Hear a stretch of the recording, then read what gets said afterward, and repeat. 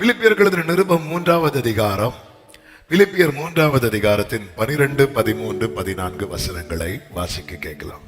நான் அடைந்தாயிற்று அல்லது முற்றும் தேர்ந்தவனானேன் என்று எண்ணாமல் கிறிஸ்து இயேசுவினால் நான் எதற்காக பிடிக்கப்பட்டேனோ அதை நான் பிடித்துக் கொள்ளும்படி ஆசையாய் தொடர்கிறேன். சகோதரரே, அதை பிடித்துக் கொண்டேன் என்று நான் எண்ணுகிறதில்லை.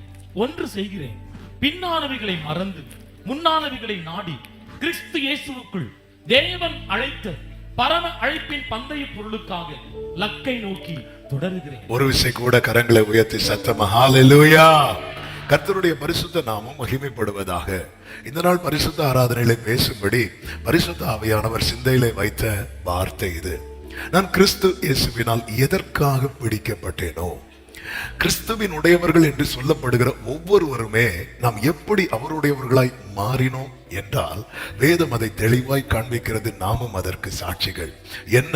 அவர் முன்னமே நம்மை தெரிந்து கொண்டு முந்தி நம்மிடத்தில் அன்பு கூர்ந்து நம்மை மீட்கும் பொருளாக அதற்கு கிரயமாக தம்முடைய ஜீவனையே தந்து ஆண்டவராகிய இயேசு கிறிஸ்து 3.5 வருஷம் இந்த பூமியிலே அவர் ஊழியத்தை செய்தார். அந்த 3.5 வருஷத்துல அவர் அற்புதம் செய்யும் போது அவரோடு கூட சீஷர்களையும் வைத்துக் கொண்டதை வேதத்துல பார்க்க முடியும். அவர் தான் எல்லாம் செய்யறாரு. ஆனா எல்லாத்திலையும் கூட யாரை வச்சிருப்பாருன்னா அவருடைய சீஷர்களையும் வைத்திருப்பார். 12 பேரையும் எல்லா இடத்துலயும் வைக்கலைனாலும் அட்லீஸ்ட் 3 பேரையாவது கூட வச்சிருப்பார். நன்மை செய்கிறது, அற்புதம் செய்கிற காரியத்துல கூட தம்முடையவர்களை வைத்திருக்கிறார். ஆனா ஜீவனை கொடுக்கிற காரியத்துல கூட யாரையுமே வைக்கல. கர்த்தர் ஒருவரே அவனை வழி நடத்தினார் என்ற வார்த்தைப்படி எனக்காக உங்களுக்காக கிரயம் கொடுத்தது பேதுருவோ யோவானோ யாக்கோபோ அல்ல. நாம பிதாவுக்கு சமமா இருப்பதை கொள்ளையாடின பொருளா எண்ணாமல் தம்மை தாமே வெறுமையாக்கி இந்த பூமியில அடிமையின் ரூபம் எடுத்து நமக்காகவே பிறந்து நமக்காகவே வாழ்ந்து நமக்காகவே ஜீவனை தந்த நம் ஆண்டவராகிய இயேசு கிறிஸ்துவுக்கு மகிமை செலுத்த விரும்புகிறவர்கள் கரங்களை உயர்த்தி சத்தமா ஹல்லேலூயா சொல்லுங்க. நாம் அவரால் பிடிக்கப்பட்டவர்கள். ஆமென் சொல்லலாம். நாங்க பிறந்ததிலிருந்து கிறிஸ்தவர்கள் எல்லாம் கிறிஸ்தவர்கள் அல்ல, கிறிஸ்துவை ஏற்றுக்கொண்டவர்களே, ரட்சிக்கப்பட்டவர்களே வேத கணக்கின்படி கிறிஸ்தவர்கள். அப்படி கிறிஸ்தவர்கள் சொல்றவங்க சத்தமா ஒரு ஹல்லேலூயா சொல்லுவோம். கர்த்தருக்கு மகிமை உண்டாவதாக. ஆமென். இங்கே பவுல் ஒரு காரியத்தை தெளிவாய் சொல்லுகிறார். நான் எதற்காக பிடிக்கப்பட்டேனோ, அப்போ ரட்சிக்கப்பட்ட ஒவ்வொருவரையும், அதாவது தேவனால் பிடிக்கப்பட்ட இயேசுவால் பிடிக்கப்பட்ட ஒவ்வொருவரை குறித்து அவருக்கு ஒரு நோக்கம் இருக்கிறது, அவருக்கு ஒரு திட்டம் இருக்கிறது. அதுதான் நாம பாடினோமே, சித்தம் செய்யணுமே செய்து முடிக்கணுமே. என் வாழ்க்கையில நான் பிரயாசப்படுகிறேன், நான் ஓடுகிறேன், இது எல்லாமே அவருடைய சித்தத்துக்கு உட்பட்டு இருக்குமானால் என் பிரயாசம் வீணாகாது, என் ஓட்டம் வீணாகாது. நம்ம எவ்வளோ பிரயாசப்பட்டு எவ்வளோ ஓடி அதுவும் தேவ சித்தத்துக்கும் சம்பந்தமே இல்லாமல் இருக்குமானால் நாம் பிரயாசப்பட்டதும் நாம் ஓடினதும் வீணாய் போய்விடும். பவுல் நிருபங்களிலே இதை அதிகமாய் வலியுறுத்துகிறதை பார்க்க முடியும். பிரயாசப்படுகிறதும் ஓடுகிறதும் வீணாய் போகக்கூடாது. பவுல் சொல்லுகிறார், நான் ஆகாதவனாய் போகாதபடிக்கு நான் நிச்சயம் இல்லாதவனாய் ஓடேன். ரட்சிக்கப்பட்ட ஒவ்வொருவரும் இந்த சத்தியத்தை புரிந்து கொள்ள வேண்டும். என்ன புரிந்து கொள்ள வேண்டும்? ஆமென். நம்மை அவர் முந்தி நேசித்து முன்னமே தெரிந்து கொண்டு அவருடைய ஏதோ ஒரு நோக்கத்துக்காக ஏதோ ஒரு காரியத்துக்காக நம்மை பிடித்திருக்கிறார். நாம் இன்னும் அவர் பிடியில தான் இருக்கிறோம் என்பதின் அடையாளங்களில் ஒன்றுதான் அவர் சமூகத்தில் இன்னைக்கு நம்மை கொண்டு வந்து நிறுத்தி இருக்கிறார். ஆமென் சொல்லுங்க பார்க்கலாம். அப்போ இங்கே பவுல் சொல்லுகிறார், நான் அடைந்தாயிற்று என்று சொல்லாமல், பவுல் ஏற்கனவே நிறைய நிருபங்களை எழுதிட்டார். ஏதோ சிலதை செய்ததை வைத்து நான் அடைந்தாயிற்று என்று சொல்லாமல் அதனுடைய 14வது வசனத்தை ஒரு விசை கூட வாசிக்கும் போது, கிறிஸ்து இயேசுவுக்குள் தேவன் அழைத்த பரம அழைப்பின் பந்தய பொருளுக்காக லக்கை நோக்கி. அப்ப ஒரு காரியம் தெளிவாய் தெரிகிறது, நம்ம மேல இருக்கிற அழைப்பு என்ன அழைப்பு தெரியுமா? பரம அழைப்பு. சத்தமா ஒரு ஆமென் சொல்லுங்க பார்க்கலாம். அப்ப நம்ம மேல இருக்கிற அழைப்பு மனித அழைப்பு அல்ல, இது பரத்திலிருந்து வந்த அழைப்பு. அதனாலதான் நம்ம ரட்சிக்கப்படுகிறதை யாருக்கும் என்ன செய்ய முடியல தெரியுமா? தடுக்க முடியல. ஹல்லேலூயா. ஆமென். என்ன நம்ம ரட்சிக்கிறதுக்கு எத்தனை போராட்டங்கள் இருக்கும் தெரியுமா? நாம் ரட்சிக்கப்படுகிறத எத்தனையோ தடைகளை தாண்டி இன்னைக்கு நம்ம ஆண்டவர் சமூகத்துல நிக்கிறோம். நம்ம மேல இருக்கிற அழைப்பு பரம அழைப்பு. பரம அழைப்பின் பந்தய பொருளுக்கா நான் லக்கை நோக்கி. அப்போ இங்க இன்னொரு சத்தியத்தை கூட நம்மால புரிந்து கொள்ள முடியும். ஒருத்தங்க மேல இருக்கிற அழைப்பு என்பது அந்த லக்கை அடையும் வரைக்கும் அந்த அழைப்பு தொடருகிறது. அதனாலதான் வேதம் சொல்லுகிறது, தேவனுடைய அழைப்பும் அவருடைய கிருபை வரங்களும் மாறாதவைகள்.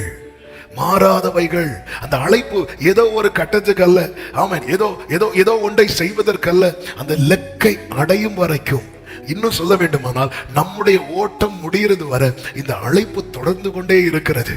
இந்த அழைப்புல நம்ம நிப்போம்னா, இந்த நிலையிலே நம்ம தொடருவோம் என்றால் நமக்கு தைரியமாய் சொல்ல முடியும், இந்த ஓட்டத்தை நான் ஓடி முடித்தேன் என்று, லக்கை அடையும் வரைக்கும். எனவேதான் ஒரு தேவ பிள்ளை இப்படிப்பட்டவர்களாய் காணப்பட வேண்டுமானால் நோக்கம் அறிந்து செயல்படுகிறவர்களாக காண வேண்டும். நான் இத்தனை வருடம் தேவனை ஆராதிக்கிறவளாய் இருந்தும் என்னை குறித்த தேவ சித்தம் என்னது என்பது எனக்கு தெரியவில்லை என்றால் அதற்கு காரணம் கர்த்தர் அல்ல, வேறு மனிதர்களும் அல்ல.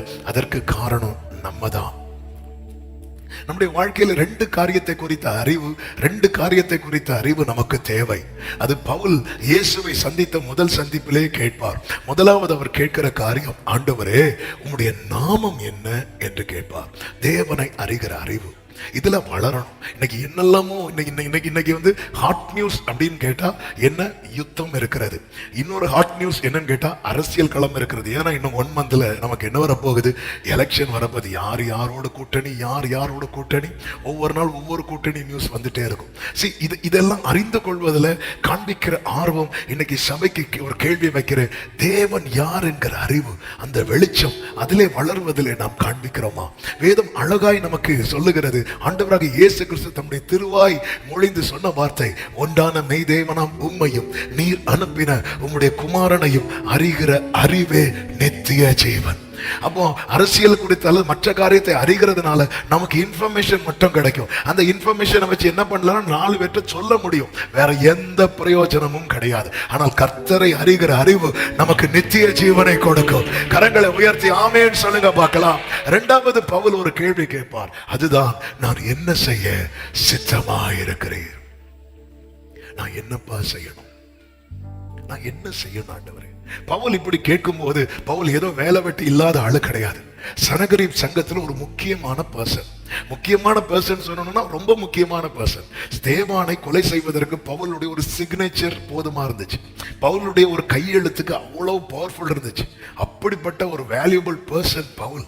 அந்த இடத்துல அவர் என்ன புரிந்து கொண்டார் தெரியுமா? இவ்வளவு நான் சின்ன வயசுல இருந்து கற்று தேர்ந்தது, நான் இப்படி ஒரு பொசிஷன் வரைக்கும் வந்தது எல்லாமே சித்தத்துக்கு மாறானதா இருக்கிறதே. எப்படிங்க இருக்கும்? இதுவரை அவன் செய்தது சபைக்கு துன்பப்படுத்துற காரியம் திடீர்னு இன்னைக்கு வந்து மொத்தத்துல கம்ப்ளீட்டா சேஞ்ச் ஆகிற ஒரு சிச்சுவேஷன். அப்படி ஒரு சேஞ்ச் ஆகிற ஒரு சிச்சுவேஷன் வரும்போது அவன் புரிந்து கொண்டான், இனியும் நான் வீணா ஓடக்கூடாது. என் லைஃப்ல பாதியா நான் வேஸ்ட் பண்ணிட்டேன். இனி எனக்கு முன்னாடி எவ்வளவு நாள் இந்த ஓட்டம் இருக்கிறது என்று தெரியவில்லை. இருக்கிற ஒவ்வொரு நாளும் தேவ சித்தம் இன்னது என்பதை அறிந்து உணர்ந்து செய்ய வேண்டும் என தன்னை ஒப்பு கொடுத்து கேட்கிறார். நான் என்ன செய்ய சித்தமாய் இருக்கிறீர் என்று. அந்த பவுலுக்கு தேவன் தம்முடைய சித்தத்தை வெளிப்படுத்தினதை வேதம் காண்பிக்கிறது. அப்படி வெளிப்படுத்தப்பட்ட காரியத்தை கலாத்தியருக்கு எழுதும் போது பவுல் சொல்லுகிறார், 1வது அதிகாரத்தின் 12வது வசனத்தில் என்ன சொல்லுகிறார் என்றால், நான் அதை ஒரு மனுஷனால் பெற்றதும் இல்லை, மனுஷனால் கற்றதும் இல்லை, இயேசு கிறிஸ்துவே அதை எனக்கு வெளிப்படுத்தினார். அப்ப நமக்கு வெளிப்படுத்துகிறது யார் தெரியுமா? இயேசு கிறிஸ்து. யார் மூலம் வெளிப்படுத்துவார் தெரியுமா? பரிசுத்த ஆவியானவர் மூலம். ஜீசஸே அதை வெளிப்படுத்த விரும்புகிறார். எப்படி வெளிப்படுத்துகிறார்?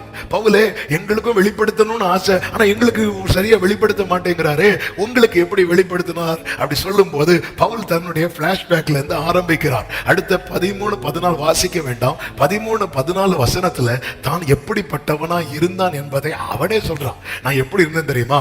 சபையை துன்பப்படுத்தி பாழாக்கி நான் ஒரு இடத்துக்கு போனேன்னா அங்க துன்பமும் பாழும் உண்டாகும். அவன் எப்படிப்பட்ட வாழ்க்கை வாழ்ந்திருக்கிறான் பாருங்க. ஆமா, பிரியமான கர்த்தருடைய பிள்ளைகளே, நாம இருக்கிற இடத்துல நம் நிமித்தம் துன்பமும் நம் நிமித்தம் அந்த இடம் பாழுமாகிற நிலையில் இருக்கிறதா? அப்படின்னா அந்த பவுலை பார்த்து எல்லாரும் என்ன சொல்லுவாங்க தெரியுமா? இவன் வந்துட்டானா பிரச்சனையோட தான். சில சொல்லுவாங்க தெரியுமா, இவங்க வந்தா சும்மா வரமாட்டாங்க, பிரச்சனையோட தான் வருவாங்க. இவங்க முறாட்டல வந்தா பிரச்சனை கார்ல வரும் பின்னாடியே. சில கிருபை விட்டவங்க அப்படியே இருப்பாங்க. ஆமே பவுல, ஆமே நீங்க துன்பப்படுத்தினவங்க பாழாக்கினவங்க, இப்படி பவுல குறித்து சொல்லும் போது எல்லாம் கரெக்ட் தான் சொல்லிட்டு 15வது வசனத்துல அவர் சொல்றாரு, அப்படி இருந்தோம். கைகளை உயர்த்தி ஒரு ஆமென் சொல்லுங்க பார்க்கலாம். அவன் ஒருவேளை இன்னைக்கு இந்த இடத்துல லைட்டா பாஸ் பண்ணி ஒரு காரியத்தை சொல்லிவிட்டு செய்திக்குள்ள போக விரும்புகிற, ஒருவேளை உங்க பழைய வாழ்க்கையை பத்தி யாராவது சொல்லுவாங்க, உன்னை பத்தி எனக்கு தெரியாதா, நீ இப்படி இருந்தவன் தானே, நீ இப்படி இருந்தவன் தானே, நீ இப்படி செஞ்சவன் தானே, இப்படி செஞ்சவன் தானே, இப்படி சொல்லும் போது நமக்கு உடனே கோபம் வருதா? அப்படி கேட்கும் போது நீங்க நல்லா கேளுங்க. இப்படி உங்களை பத்தி யாராவது சொல்றத எல்லாம் நல்லா கேளுங்க. கேட்டு அவங்க எல்லாம் சொல்லி முடிச்சதுக்கு அப்புறம் அவருடைய கிருபையை சொல்லுங்க.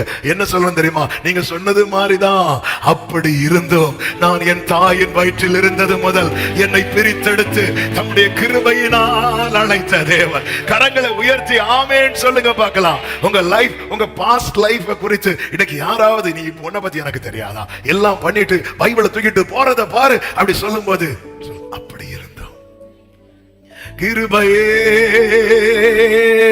கிருபையே. கிருபைய தேவ பிள்ளைங்க கொண்டாட பழகணும். ஆண்டவருடைய அன்பு அப்படி இருந்தோம். அந்த இடத்துல ஒரு கமா போட்டு கொஞ்சம் நம்மள பைபிளை வந்து ஆமே பார்க்க வேண்டிய விதத்துல பார்க்க ஆரம்பிச்சிட்டோம்னு வைங்களேன், நமக்கு என்ன தோணும் தெரியுமா? ஐயோ வரையும் நம்மளாம் ஒண்ணுமே கிடையாது. நம்மளாம் நீங்க பைபிளை மட்டும் பார்க்க வேண்டிய விதத்துல நீங்க பார்த்துட்டீங்கன்னா உங்களுக்குள்ள எந்த ஆவி பிடிக்காது தெரியுமா? அந்த பரிசேயனை பிடிச்ச ஆவி பிடிக்காது, பிடிக்கவே பிடிக்காது. அது ஏன்னா அது உங்களுக்கு பிடிக்கவே பிடிக்காது. ஆமே நம்மள ஒண்ணு பிடிக்க கூடாதுன்னா அதை நமக்கு பிடிக்க கூடாது. அப்படி இருந்தோம். ஆமே நீ நேத்து வரை இப்படி இருந்துட்டு இன்னைக்கு நீ வந்து ஊழியம் செய்யறியா? நேத்து வரை அப்படி இருந்தேன் தெரியுமா? ஆமா அப்படி இருந்தோம். கர்த்தரை பிரித்தெடுத்தார், கிருபையினால் அழைத்தார் சொல்லிட்டு சொல்றாரு. அடுத்த வசனத்தை வாசிக்கலாம். தம்முடைய குமாரனை நான் புறஜாதிகளிடத்தில் சுவிசேஷமா அறிவிக்கும் பொருட்டாக அவரை எனக்குள் வெளிப்படுத்த பிரியமாய், நல்ல கவனிக்கணும், அவரை எனக்குள் வெளிப்படுத்த பிரியமாய் இருந்த போது. அப்போ இயேசுவே எனக்கு வெளிப்படுத்தினார். எப்படி, ஏன் வெளிப்படுத்தினார்னா அவருக்கு அது ரொம்ப பிடிக்கும். அவருடைய மனசில் இருக்கிறத அவருடையவர்களிடத்துல சொல்வது அவருக்கு ரொம்ப பிடிக்கும். அவர் எனக்கு வெளிப்படுத்த பிரியமா இருந்த போது ஊட்டனே ஆண்டவர் ஏதோ என்கிட்ட சொல்ல விரும்புறாருங்கிற நிலைமையில நான் எடுக்கிற ஸ்டெப் இருக்கு தெரியுமா? அதுதான் என்ன அடுத்த நிலைக்கு கொண்டு போகும். பவுல் எடுக்கிற ஸ்டெப் புரியும்படி ஒரு எக்ஸாம்பிள் சொல்றேன். பவுல் இதுவரை வாழ்ந்த வாழ்க்கை இல்லை, இனி வாழ போற வாழ்க்கை டோட்டலா சேஞ்ச் ஆக போகுது. இதுவரை அவருக்கு என்னெல்லாம் லாபமா இருந்துச்சோ இனி அவருக்கு எப்படி இருக்க போகுது தெரியுமா? நஷ்டம். கொஞ்சம் யோசித்து பாருங்க. ஹோட்டல்ல ஒரு ஆள் 10 வருஷம் வேலை பார்க்கறாங்கன்னு, அல்லது 15 வருஷம் வேலை பார்க்கறாங்க. 15 வருஷம் ஹோட்டல்ல வேலை பார்க்குற ஆளுக்கு என்ன தெரியும்? டீ வேலை என்னன்னு தெரியும், டீன்னு என்னன்னு தெரியும், பண்ணுன்னு என்னன்னு தெரியும். என்ன இந்த செட்டப்ல பழகிட்டு இருந்த ஒரு ஆளை அப்படியே அவருடைய கேரியர் சேஞ்ச் ஆகுதுன்னு வைங்களேன். அடுத்த நாள் அவருக்கு ஹோட்டல் வேலை போயிட்டு இப்ப அவர் எங்க தான் வேலை பார்க்க போறாருன்னா மெடிக்கல் ஸ்டோர்ல வேலை பார்க்க போறாருன்னு வைங்களேன். அங்க கொண்டு போய் அவரை நிறுத்தி விட்டுட்டு நீங்க இங்க வேலை பாருங்க, என்ன தெரியும் அவருக்கு? தலைவலிக்கு ஏதாவது எடுத்துதான் அவருக்கு போராட்டா சால் கட்டி தான் பழக்கம். டோட்டலா லைஃப் ஸ்டைலே சேஞ்ச் ஆகுது. அவருடைய எல்லாமே சேஞ்ச் ஆகுது. சில நேரத்துல தேவன் நம்முடைய லைஃப்ல பிரேக் போடும்போது இப்படி இருக்கலாம், இப்படி ஆகிறதுக்கு நான் வந்து எஸ் சொல்றேன்னா சில நேரத்தில் நம்முடைய கரியர் அப்படி திருப்பி போடுற மாதிரி இருக்கும். இதுவரை நான் செஞ்சது, இதுவரை நான் வாழ்ந்தது. 40 வருஷம் மோசைய கடைசியா ஜனங்க பார்த்தது மோசே எகிப்திலிருந்து போகும்போது.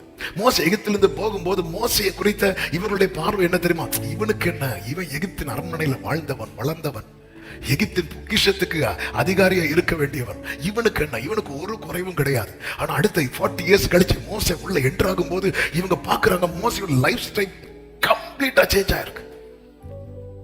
எகிப்தின் பொக்கிஷத்துக்கெல்லாம் அதிகாரியா இருக்க வேண்டியவன் ஆண்டவர் வனாந்தரத்துல கொண்டு போய் தன் மாமனாருடைய கொஞ்சம் ஆடுகளை மேய்க்க வைக்கிறார்.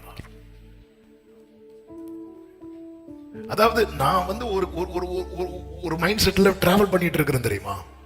தேவ சித்தம் வந்து இப்போ எனக்கு இடையில வந்து கிராஸ் ஆகுது. கிராஸ் ஆகி வந்து இங்க வந்து ஒரு பிரேக் போடும்போது அந்த பிரேக்குக்கு நான் எஸ் சொல்ல ஆரம்பிச்சிட்டேன் அப்படின்னா அவர் தன்னுடைய ஹார்ட்டை எனக்கு ஓபன் பண்ண ரெடியா இருக்கிறார். ஆமென். உடனே நான் மாம்சத்தோடும் இரத்தத்தோடும் யோசனை பண்ணாமல் மாம்சத்தோட ரத்தத்தோட யோசனை பண்ணா என்ன சொல்லுவாங்க தெரியுமா? பிடிச்சு உட்கார வச்சிருவாங்க. பவுலே, இந்த பொசிஷனை விட்டு நீங்க போக போறீங்களா? இந்த நிலையை விட்டு நீங்க போக போறீங்களா? நீங்க உங்களுக்கு வேல்யூ தெரியுமா? நீங்க எந்த நிலையில இருக்கிறீங்க தெரியுமா? என்னைக்குமே புரிஞ்சுக்கோங்க, ஆண்டவராக இயேசு கிறிஸ்து சீஷர்கள்ட்ட கேட்பார். என்ன கேட்பார் தெரியுமா? ஜனங்கள் என்னை யார் என்று சொல்லுகிறார்கள்? கேட்கும்போது சொல்லுவாங்க, சிலர் உம்மை எரேமியான்னு சொல்றாங்க, சிலர் அப்படி சொல்றாங்க, இப்படி சொல்றாங்கன்னு சொல்லும்போது அடுத்து கேட்பார், நீங்கள் என்னை யார் என்று சொல்லுகிறீர்கள்? நீங்கள் என்னை யார் என்று சொல்லி கேட்கும்போது பேதுரு உடனே சொல்லுகிறான், நீர் உன்னதமான தேவனுடைய குமாரனாகிய கிறிஸ்து. அப்படி சொன்னதும் இயேசு என்ன தெரியுமா சொல்வார்? இது உனக்கு மாம்சமும் இரத்தமும் வெளிப்படுத்தவில்லை. என்ன வேர்டு பாத்தீங்களா? மாம்சமும் இரத்தமும் வெளிப்படுத்தவில்லை. அதன் அர்த்தம் என்ன? மாம்சீக யோசனை நம்மில் ஓங்கி இருக்குமானால் பரலோக வெளிப்பாடு நமக்கு கிடைக்காது. மாம்சீக எண்ணங்கள் அடிபட நம்ம இடம் கொடுப்போம் என்றால் பரலோக வெளிப்பாடு நமக்கு ஓப்பன் ஆகும். மாம்சத்தோட இரத்தத்தோட யோசனை பண்ண எல்லாரும் நோதான் சொல்லுவாங்க. யாரை கேட்டாலும் நோதான் சொல்லுவாங்க. அவன் வெயிட் பண்றான். அவன் என்ன பண்றான் தெரியுமா? 3 நாள் போயிருந்து ஜெபிக்கிறான், உபவாசிக்கிறான். நல்ல புரிந்து கொள்ளுங்கள், பரம அழைப்பு ஒருவன் மேல் இருக்குமானால் அப்போஸ்தலர் நடபடிகள் 26வது அதிகாரம் 19வது வசனத்துல அகிரிப்பா ராஜாவை பார்த்து பவுல் சொல்லும் ஒரு வார்த்தை உண்டு. அகிரிப்பா ராஜாவே, நான் அந்த பரம தரிசனத்துக்கு கீழ்ப்படியாதவனாய் இருக்கவில்லை. இனி கவனிங்க, பரம அழைப்பு பெற்ற ஒவ்வொருவருக்கும் பரம தரிசனம் உண்டு. உங்களை குறித்த ஒரு தரிசனம் உண்டு. உங்களை குறித்த ஒரு திட்டம் உண்டு. அதுதான் வேதம் குறித்த காலத்துக்கு என்று என்ன வைக்கப்பட்டிருக்கிறது தெரியுமா? தரிசனம் வைக்கப்படும். எல்லாரும் வலது கரத்தை உயர்த்தி சொல்லுங்க, என்னை அழைத்தவர் என்னை குறித்த தரிசனத்தை வைத்திருக்கிறார், என்னை குறித்த திட்டத்தை வைத்திருக்கிறார். அழைப்பை பெற்ற தேவ பிள்ளைங்க தரிசனம் பெற மாட்டேங்கிறாங்க. தரிசனம் அப்படி கண்ணை மூடி பார்க்கிறது அல்ல. தரிசனம் என்பது என்னை குறித்த தேவ திட்டம் இன்னது என்கிற தெளிவு. தெளிவு. கர்த்தர் பேசுவாரா? ஏன் பேச மாட்டார்? யோனா கிட்ட பேசினாரு, யோனாவை விழுங்க மீனு கிட்ட பேசினாரு, விழுங்குற யோனாவை கடிச்சிடாத, அப்படி விழுங்கிரு. கடிச்சு சாப்பிட்டேன்னு ஆளு துண்டாதான் வெளியே வரும். விழுங்கிற அப்படியே அமைதியா நீயும் இருந்துரு. விழுங்குற யோனாவை வெளியே துப்புற, வெளியே கக்கிறதுக்கு திரும்ப மீனுக்கு கட்டளை எடுக்கிறார். மீனு கிட்ட என்ன லாங்குவேஜில் பேசியிருப்பார்? அந்நிய பாஷையிலையா? யோனா கிட்ட என்ன லாங்குவேஜில் பேசியிருப்பார்? யோனாக்கு எப்படி சொன்ன புரியுமா அப்படி பேசியிருப்பார். மீனு கிட்ட பேசுறார். சரி, மீனை விடுங்க, நினைவே அழிப்பேன் ஆண்டவர் சொல்றாரு. கர்த்தர் நினைவே அழிக்கல. நம்மளுக்கு கோவம் வந்துட்டு, நம்மளுக்கு ஜனங்க காக்கப்படுறதுல மேட்டர் கிடையாது. நான் சொன்னது நடக்கணும், அப்பதான் எடுத்து போட முடியும். அன்று சொன்னது இன்றைக்கு நடந்தது. ஆமே, அவ்வளவுதான், முடிஞ்சு. அவருக்கு கோவம் போய் உட்கார்ந்தாரு. ஆண்டவர் ஒரு செடியை வளர விடுறாரு. செடி வளருது. செடியை அழிக்கிறதுக்கு ஒரு பூச்சி கிட்ட பேசுறாரு. பூச்சி கிட்ட போய் பூச்சி போய் அந்த செடி என்ன பண்ணு, என்ன லாங்குவேஜ்ல பேசியிருப்பாரு? ஆமே, யார்கிட்ட எப்படி பேசினா புரியுமோ அப்படி பேசுகிறவர் நான் ஆராதிக்கிற தேவன். மேய்ப்பர்கள் நட்சத்திரத்தை பார்த்திருப்பாங்களா இல்லையா? அவங்களுக்கு நட்சத்திரத்தை பார்த்து வர்ற அளவுக்கு ஞானம் கிடையாது. அதனால தூதனையே அனுப்பிட்டார். ஒருவேளை ஆண்டவர் அவங்கள மாதிரி அந்த விஷனை கிரகிக்கத்தக்க எங்களுக்கு ஒண்ணு தெரியலனாலும் தெரியணும்னு ஒருத்தன் போய் நிப்பான்னு வைங்கள, அவனுக்கு கர்த்தர் தெரியப்படுத்துவார். ஆனா என்ன மேட்டர்னா, நம்ம நிக்க மாட்டேங்கிறோம். நம்ம நிக்கணும். தானியேல் 8வது அதிகாரத்துல தானியேலுக்கு கர்த்தர் சொல்லும் ஒரு காரியம் இருக்கு பாருங்கள். தானியேல் 8வது அதிகாரம் அதனுடைய 15 முதல் 16 வசனங்களை வாசிக்கலாம். இந்த வேர்டை கவனிக்கணும். தானியேலாகிய நான் இந்த தரிசனத்தை கண்டு அதன் பொருளை எனக்கு அது புரிய மாட்டேங்குது. அரிய வகை தேடுகையில் இதோ மனுஷ சாயலான ஒருவர் எனக்கு சப்போர்ட் பண்றதுக்காக எனக்கு எதிரே நின்றார். அன்றியும் கேப்ரியலே, இவனுக்கு தரிசனத்தை விளங்க பண்ணென்று உலாயின் மத்தியிலே கூப்பிட்டு சொல்லுகிற ஒரு மனுஷ சத்தத்தை கேட்டேன். அப்பொழுது அவன் நான் நின்ற இடத்துக்கு நான் அரிய வகை தேடும் போது பரலோகம் நோட் பண்ணுது. அதை நோட் பண்ணிது. அவனுக்கு புரிய மாட்டேங்குது. அப்போ பரலோகம் கட்டளை பிறப்பிக்குது. கேப்ரியலே, போ, அவனுக்கு சொல்லிக் கொடு, அவனுக்கு புரியவை.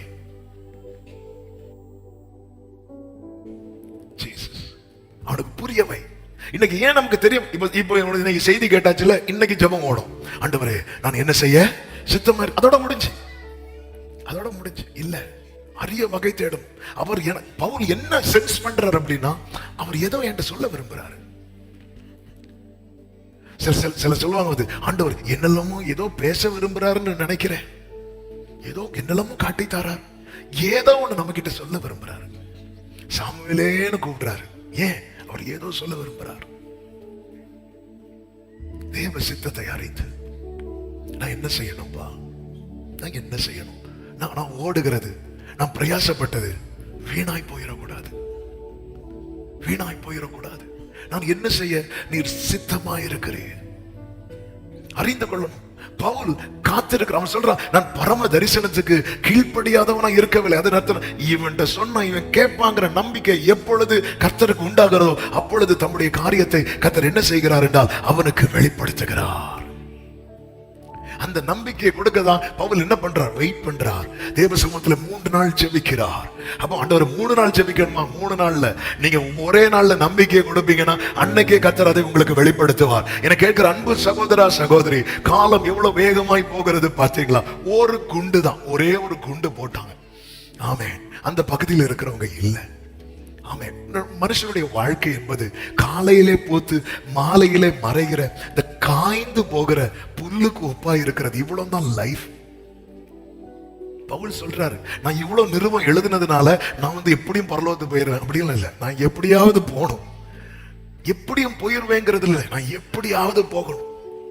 அதனால நான் அந்த எதற்காக பிடிக்கப்பட்டேனோ சித்தத்தை அறிய பெஸ்ட் வே ஆண்டவர் சமூகத்துல நம்மை தாழ்த்தி கேட்பது.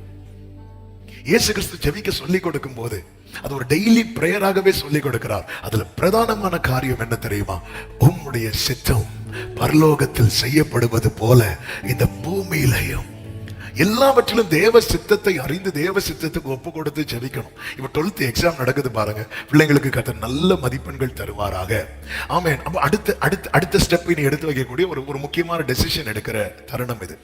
நீங்க உங்களுக்கு 1000 விருப்பங்கள் இருக்கும், எல்லாம் ரைட். எல்லாவற்றுக்கும் மேல் நம்முடைய ஆசை விருப்பங்களை எல்லாம் சிலுவையில் அறைந்து விடுங்கள் என்று இருக்கிறது.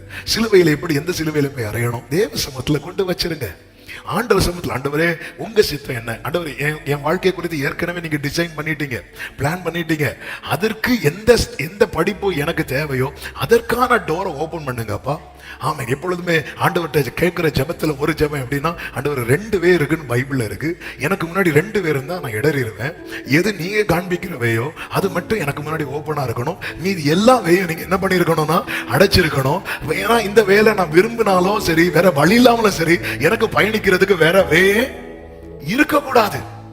நம்முடைய நிலைமையை நம்ம அறிந்து, நம்ம உணர்ந்து, நம்ம புரிந்து ஆண்டவர்கிட்ட சொல்லணும். ஆண்டவரே, நீங்க ஃபியூச்சர்ல நீங்க என்ன குறித்து ஒரு பெரிய திட்டம் வச்சிருக்கிறீங்க ஆண்டவரே, அந்த திட்டத்துக்கு எது எனக்கு செட் ஆகுமோ அதுக்கேற்ற நிலையில என்ன டைரக்ட் பண்ணி கொண்டு போங்கப்பா. நீங்க எப்பொழுதே பெற்றோரும் ஜெபிக்கணும், பிள்ளைகளும் ஜெபிக்கணும். ஒருவேளை நீங்க நினைக்கலாம், ஐயோ அப்ப நாங்க விரும்பினது, ஒன்றை புரிந்து கொள்ளுங்கள், நம்முடைய ஆசைகளை விட அவருடைய திட்டம் பெரியது. எப்படி பெரியதுன்னு கேட்கிறீங்களா? இந்த பில்டிங்கை விட பெரியதான் கேட்கிறீங்களா? எவரெஸ்ட் சிகரத்தை விட பெரியதா என்று கேட்கிறீர்களா? பூமிக்கு வானம் எவ்வளவு உயரமா இருக்கிறதோ அப்படி உங்களை குறித்த தேவனுடைய நினைவுகள் இருக்கிறது. நம்புறவங்க கைகளை உயர்த்தி ஆமென் சொல்லுங்க பார்க்கலாம். ஆமென் சொல்லுங்க பார்க்கலாம். கர்த்தருக்கு மகிமை உண்டாவதாக. தேவ திட்டத்தை அறிந்து செயல்பட ஆண்டவர்கிட்ட ஒப்பு நம்ம அதை விரும்பணும். அவர் விரும்புறார், அவருடைய மனதை நம்மிடத்தில் ஓபன் பண்ண விரும்புறார். சீஷர்கள்ட்ட கர்த்தர் என்ன சொல்லுவார் தெரியுமா? நான் உங்களை சிநேகிதர் என்று சொல்லுகிறேன். யோவான் 15:15 எடுக்க வேண்டாம். ஏன் சிநேகிதர் என்று சொல்லுகிறேன் என்றால், அவன் ஒரு ஊழியக்காரன் என்று நான் உங்களை சொல்ல மாட்டேன். ஏன்னா எஜமான் எல்லாத்தையும் ஊழியக்காரன் கிட்ட என்ன செய்ய மாட்டாங்க, சொல்ல மாட்டாங்க. அவங்கவுங்க செய்ய வேண்டிய வேலையை மட்டும் தான் சொல்லுவாங்க. ஆனா நான் உங்களை சிநேகிதர்னு சொல்ல காரணம் என்ன அப்படின்னா, என் பிதாவினிடத்தில் நான் கேள்விப்பட்ட எல்லாவற்றையும் உங்களுக்கு அறிவித்தேன். அவர் லைன்ல வந்துட்டீங்கனாலே நீங்க ஃப்ரெண்டு. அதாவது பிதா ஹார்ட்ல எல்லாத்தையும் யார்ட்ட ஓபன் பண்ணுவார் தெரியுமா? ஜீசஸ் ஓபன் பண்ணிட்டே இருப்பார். ஜீசஸ் அதை நம்ம கிட்ட ஓபன் பண்ண விரும்புறார். ஏன் வாழ்க்கை இப்போ நீங்க சில காரியத்தை காத்திருக்கிறீங்களா? நீங்க சரியா தான் காத்திருக்கிறீங்களா? அது நிச்சயம் இருக்கிறதா? இப்போ ஒரு பாதையில பயணிக்கிறீங்க, சரியா தான் பயணிக்கிறோமா? ஏன் ஆண்டவர்கிட்ட கேட்டு தெளிவு வாங்க மாட்டேங்கிறோம்? ஆண்டவர் மீனு கிட்ட பேசுறீங்க, கழுதை கிட்ட பேசுறீங்க, கழுதை வாயை கத்த திறந்து பேச வைக்கிறார். சேவல கரெக்ட் டைமுக்கு கூவ வைக்கிறார். என்ன டைமிங் ஆண்டவர் இது? ஒரு புழு கிட்ட பேசுவீங்க, பேசி அவருடைய மெசேஜ ஒரு புழுக்கு புரியுது, சேவலுக்கு புரியுது, கழுதை புரிய மாட்டேங்குது உலகம் சொல்லு, கழுதைக்கு புரியுது.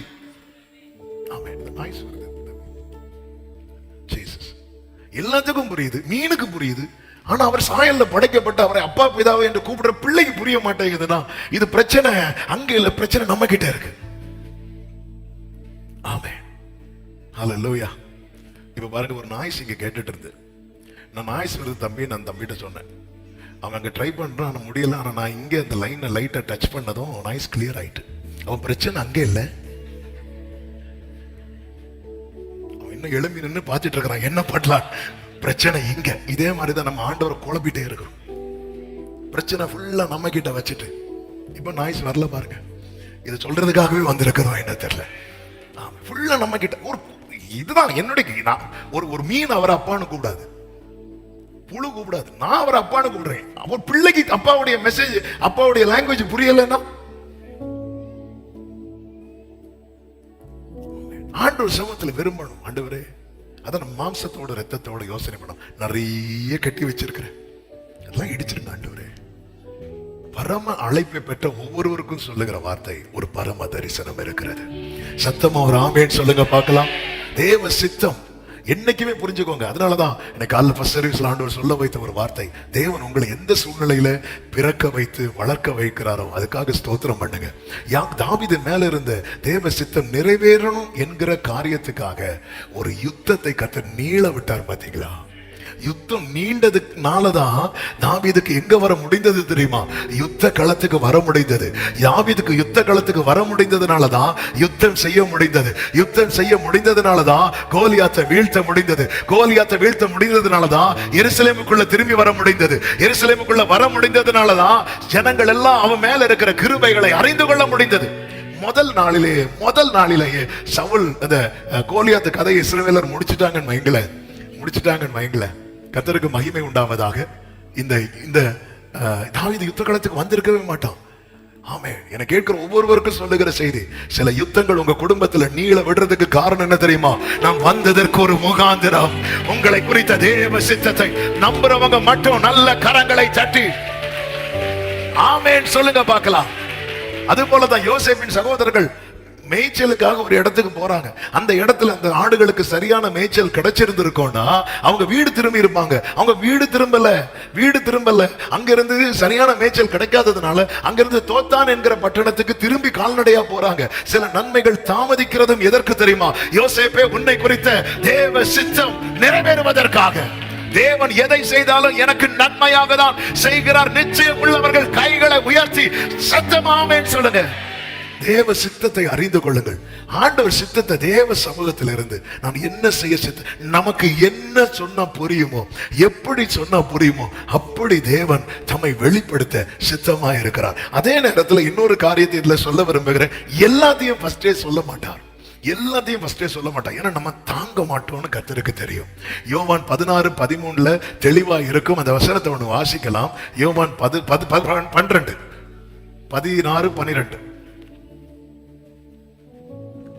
இன்னும் அநேக காரியங்களை நான் உங்களுக்கு சொல்ல வேண்டியதாக இருக்கிறது, அவைகளை நீங்கள் இப்பொழுது தாங்க மாட்டீர்கள். ஒரு ஆமென் சொல்லுவோமா?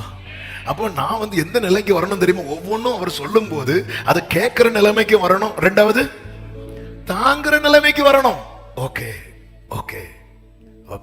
யோசேப்பை பார்த்து சொல்லாத வார்த்தை மரியாளை பார்த்து சிமியோன் சொல்வார். என்ன சொல்வார் தெரியுமா? உன் ஆத்துமாவை ஒரு பட்டயம் உருவி போ. ஏன் இந்த வேட தூதன் சொல்லல?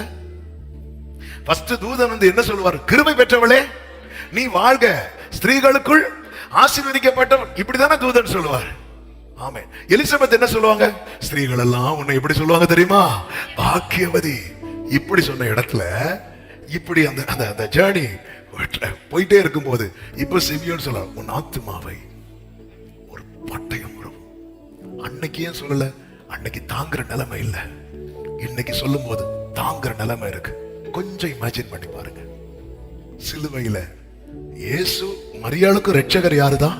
இயேசுதான். ஆனாலும் மரியாள் வயிற்றுல பிறந்த குழந்தை அல்லவா? கண்ணுக்கு முன்னாடி சிலுவையில துடிக்கும் போது மரியாள் எங்க நிக்கிறாங்க தெரியுமா? அந்த சிலுவைக்கு கொஞ்சம் தூரமான பார்த்துட்டு இருக்கிறாங்க. எப்படி தாங்குற நிலைமை. நம்ம ஒவ்வொன்றையும், அதாவது அது தாங்குற நிலைமை என்று சொல்வதை இப்படி கிரகிக்கிற நிலைமையில நாம் வளர்றது வரைக்கும் சித்தம் வெளிப்படாது. இவங்கிட்ட இதை சொல்லலாம், இவங்கிட்ட இதை சொல்லலாம். சில காரியத்தை கர்த்தருக்கு மகிமை உண்டாவதாக பாருங்க. எலியாவனுடைய கம்ப்ளைண்ட் என்ன தெரியுமா? எலிசா சூனேமியாளுங்கிற ஒருத்தி வீட்டுக்கு போவார். அந்த அம்மா என்ன பண்ணுவாங்கன்னா, அவருக்குன்னு ஒரு மேல ஒரு ரூம் கட்டி கொடுத்து ரொம்ப கவனிப்பாங்க. அப்ப அந்த அம்மாவுக்கு குழந்தை கிடையாது. எலிசா பிளஸ் பண்ணி ஆசீர்வதிச்சுட்டு போவார். கரெக்டா 1 இயர்ல குழந்தை இருக்கும். ஒரு பையன் பிறந்து வளருவான். திடீர்னு என்ன பண்ணுவான், அந்த பையனுக்கு ஒரு தலைவலி வந்துடும். தலைவலி வந்து இறந்துருவான். இறந்ததும் அந்த அம்மா என்ன பண்ணுவாங்க, எலியாவுக்கு கட்டி கொடுத்த வீட்டுல கட்டில் அந்த பையனை படுக்க வச்சுட்டு ஓடி எலிசா கிட்ட வரும்போது எலிசா பாதத்துல விழுந்து அழும்போது எலிசா சொல்லுவாரு, இவ ஆத்துமா துக்கமா இருக்கு, ஆண்டவர் அதை எனக்கு மறைச்சிட்டாரு. சில காரியத்தை கர்த்தர் மறைக்கிறது காரணம் என்ன தெரியுமா? அவருக்கு வெளிப்படுத்த முடியாதுன்னு இல்ல, நாம் அதை தாங்கிட மாட்டோம். அப்ப நான் இன்னும் வளரணும். இவன் வளர வளர போக போக போக ஆமென். பவுல்கிட்ட கர்த்தர் சொன்ன காரியம் என்ன தெரியுமா? ஆமென், பவுலே நீ இதை செய்யணும், நீ புறஜாதிகளுக்கு அப்போஸ்தலன். ஆனா அனனியா கிட்ட என்ன சொல்லுவா தெரியுமா? இவன் என் நாமத்தின் நிமித்தம் எவ்வளவு பாடுபட போகிறான் தெரியுமா? பாடுகளுக்கு பவுலை பழக்குவிப்பதற்காகவே அவன் லைஃப்ல ஆரம்பத்திலிருந்தே ஒரு முள்ள கொடுத்துட்டே இருந்தார். அவன் பாடு பவுலுக்கு புதிதல்ல. கர்த்தர் ஆரம்பத்திலிருந்தே அவனை ட்ரெயின் பண்ணிட்டே இருக்கிறார், டியூன் பண்ணிட்டே இருக்கிறார். நல்லா புரிந்து கொள்ளுங்கள். இந்த மலையாளத்துல ஒரு டயலாக் சொல்லுவாங்க, என்னன்னா தீல குறுத்தது வெயில வாடாத அப்படிம்பாங்க. ஆமே, எங்க ஒரே வெயில், அது முளைச்சதே எங்க முளைச்சது தெரியுமா? தீல முளைச்சது. அது எப்படி வெயில? ஆண்டவர் பாருங்க எப்படி ட்ரெயின் பண்றாரு. பாடுனா என்ன கஷ்டம், அவனை டியூன் பண்றாரு. ஃபர்ஸ்ட் அவன் லைஃப்ல ஒரு முள்ள கொடுத்துட்டார். அந்த முள்ளு என்பது ஆமென். அடுத்து ஒவ்வொரு பிரச்சனை வரும்போது அதே பார்த்தாச்சு இதெல்லாம் ஒரு மேட்டரா, அதே பார்த்தாச்சு இதெல்லாம் ஒரு மேட்டரா. ஒவ்வொன்றையும் கர்த்தர் எதை செய்தாலும் எனக்கு கேட்கிற ஒவ்வொருவருக்கும் சொல்றேன், உங்க குடும்பத்துல யுத்தம் நீளுதா, அதுல தேவ சித்தம் இருக்கிறது. நன்மை தாமதிக்கிறதா, தேவ சித்தம் இருக்கிறது. ஏன் ஒரு முள்ளு கொடுக்கப்பட்டிருக்கிறதா, தேவ சித்தம் இருக்கிறது. ஆமென். நான் இப்ப தாங்க வேணா எனக்கு சொல்லுவார் எல்லாம். என்ன தாங்குகிறவருக்கு தெரியும் நான் எவ்வளவு தாங்குவேன். அதனால தான் தூதன் வந்து என்ன சொல்லுவார் தெரியுமா? இந்த பட்டயம் வருவோம், ஒண்ணுமே சொல்ல மாட்டார். ஏன்னா கிருபை பெற்றவளேன்னு சொல்லும் போதே மரியாள் வந்து சிந்தி கலங்க ஆரம்பிச்சுட்டாங்கன்னு பைபிள்ல இருக்கு. மரியாள் வந்து கலங்க ஆரம்பிச்சுட்டாங்க. ஐயோ திடீர்னு வருதே, என்ன வாழ்த்துதலோ, எப்படிப்பட்ட வாழ்த்துதலோ. கலங்கின ஆத்மாவுக்கு எப்படிங்க சித்தத்தை சொல்ல முடியும்? ஆனா இப்ப மரியாள் ஒவ்வொரு சிச்சுவேஷன் பார்க்க அவங்க டிராவல் பண்ண பாதையை பார்த்தீங்களா? ஆமா, டெலிவரி டைம்ல எவ்வளவு கஷ்டப்பட்டாங்க தெரியுமா? இதெல்லாம் எதுக்கு தெரியுமா? நாளைக்கு இன்னொரு சித்தம் வெளிப்படுத்தப்படுவதற்கு. உங்களை கடினமான பாதையில நடத்துறன்னா புரிஞ்சுக்கோங்க, தேவ திட்டம் உங்க வாழ்க்கையில ரிவீல் ஆக போகிறது. ஆமென் சொல்லுங்க பார்க்கலாம். ஹalleluya. எவ்வளவு கஷ்டப்பட்டாங்க. மேரேஜ் பிக்ஸ் பண்ணி புருஷன் தள்ளி விடுறதுக்கு மனதா இருந்தான். பிரச்சனை ஸ்டார்ட் ஆகுது. ஒவ்வொரு பிரச்சனை முடிவுல அதன் பிறகு நீங்க பாத்தீங்கன்னா மேய்ப்பர்கள் வந்து சொல்லுகிற காரியமாகட்டும், தூதர்கள் செய்கிற காரியமாகட்டும், வேதத்துல ஒரு வார்த்தை திரும்ப திரும்ப வரும். மரியாள் இதை மனதில் வைத்து சிந்தனை பண்ணி கொண்டிருந்தாள். ஆமே, மரியாளுடைய குவாலிட்டி அது. இப்போ சிமியோன் சொல்றார், உன் ஆத்துமாவை ஒரு பட்டயம் உருவும். அந்த அம்மா பதறல. இப்போ அவங்க அதை தாங்கிறதுக்கு ரெடி ஆயிட்டாங்க.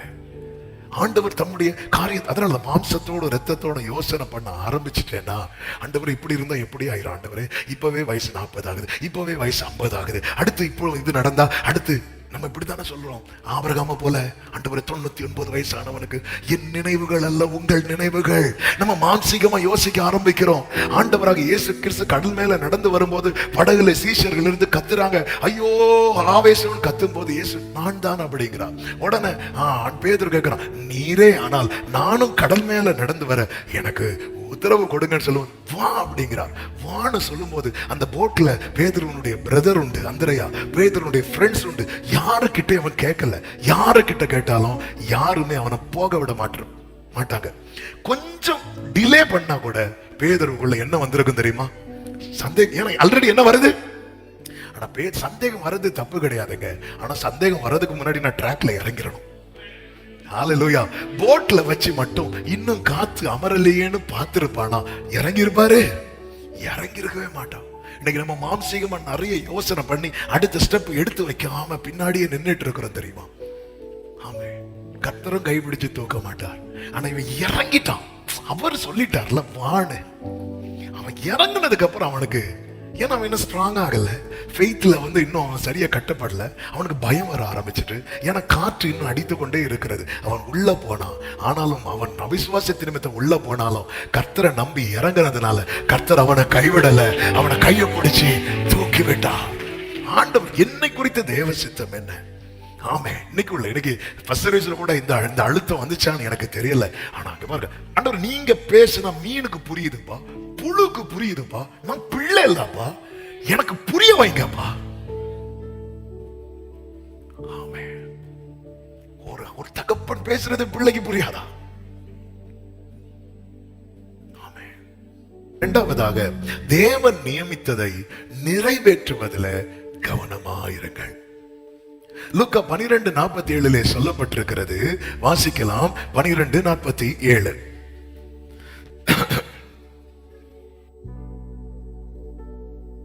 தன் எஜமானுடைய சித்தத்தை அறிந்தும் ஆயத்தமாயிராமலும் அவனுடைய சித்தத்தின்படி செய்யாமலும் இருந்த ஊழியக்காரன் அநேக அடிகள் அடிக்கப்படுவான். அவன் சித்தம் அறிந்த உடனே அடுத்து என்ன செய்யணும்னா, ஒன்று ஆயத்தமாகணும், ரெண்டு செயல்படணும்.